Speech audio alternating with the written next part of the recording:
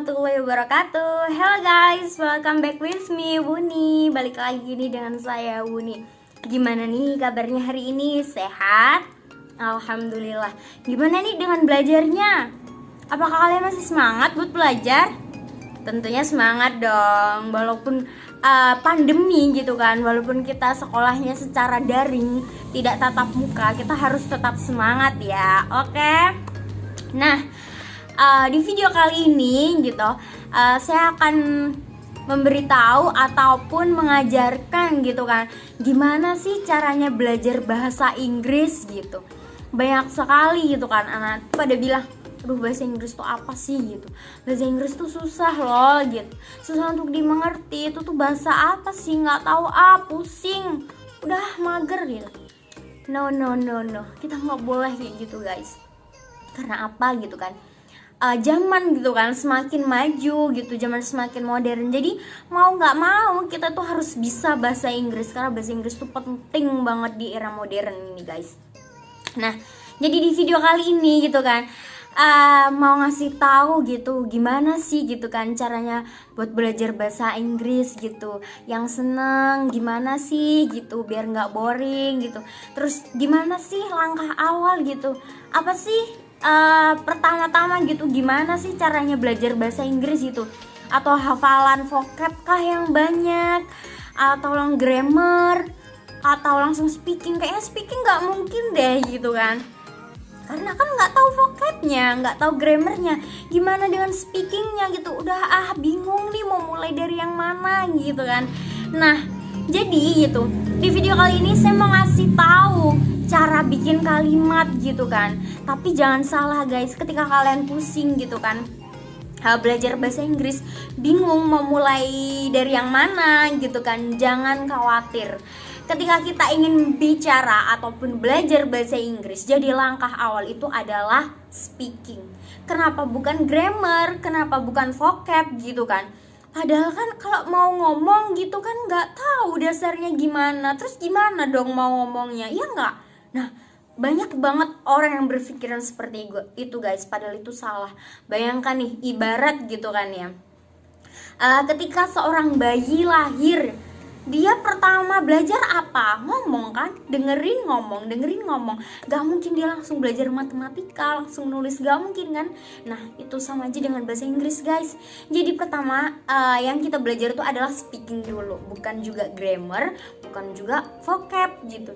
Kalau grammar itu seiring berjalannya waktu gitu kan, nanti kita bakalan bisa gitu secara sendirinya, kita bisa nganalisis gitu. Jadi yang pertama itu adalah speaking.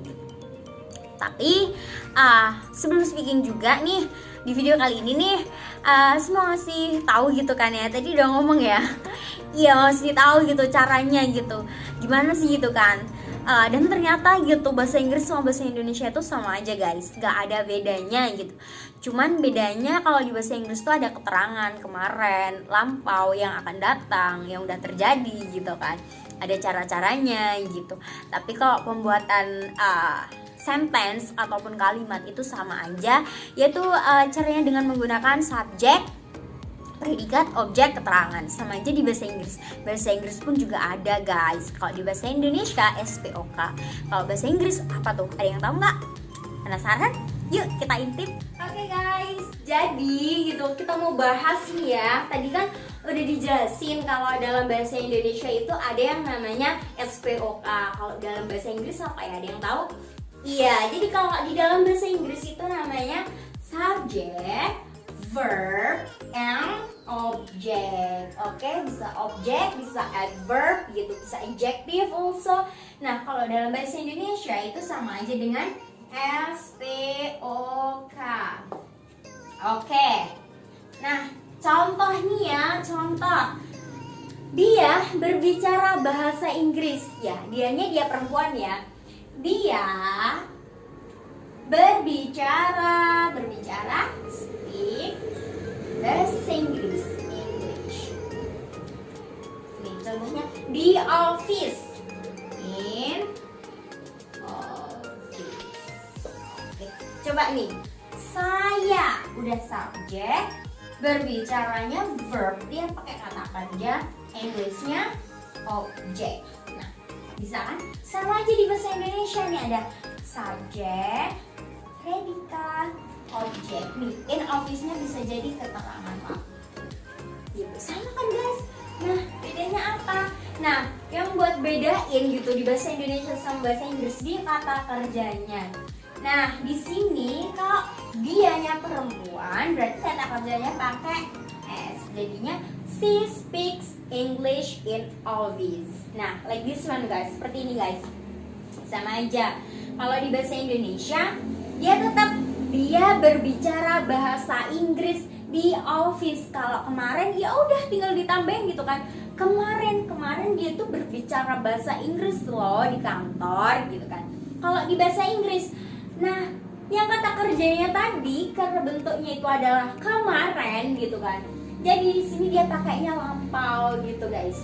Jadi di bahasa Inggris itu sama aja, yang bedain cuma verb, yaitu ada verb yang menggunakan S atau ES, yang menggunakan verb 2, verb 3, dan verb in. Nah, gimana sih gitu kan cara menggunakan verb 1, verb 2, verb 3, dan verb in? Kalian penasaran guys? Nah, nanti saya akan bikin video lagi gitu ya setelah ini gitu. Ini kita dasarnya dulu, belajarnya gitu kan. Nah nih, she speaks English in office. Dia berbicara bahasa Inggris di kantor.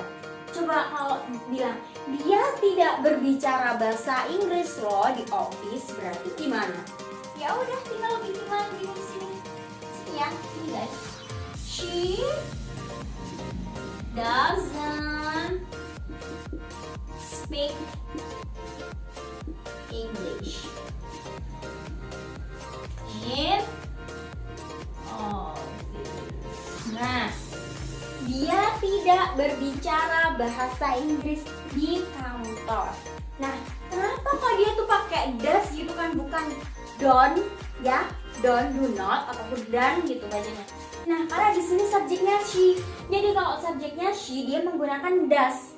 Nih, subjek itu apa aja sih gitu? Mungkin ada yang bingung ya sebelumnya subjek itu apa, masih bingung gitu. Subjek itu ada she, he, it. Yang mana she, he, it ini dia menggunakan does. Nah, makanya dia di sini pakainya does karena subjeknya she.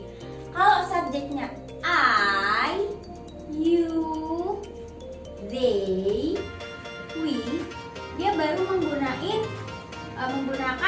do. Iya. Jadi kalau saya tidak berbicara bahasa Inggris berarti I don't speak English in office gitu guys. Udah kan? Sama aja kan bahasa Inggris sama bahasa Indonesia. Oke guys. Mungkin cukup ini ya. Ini nanti yang buat keterangan kemarin akan datang, sudah terjadi, nanti kita bahas di video selanjutnya. I think enough for me. I'm so sorry if I have some mistake, and I hope this video usable for us. And last I say, assalamualaikum warahmatullahi wabarakatuh.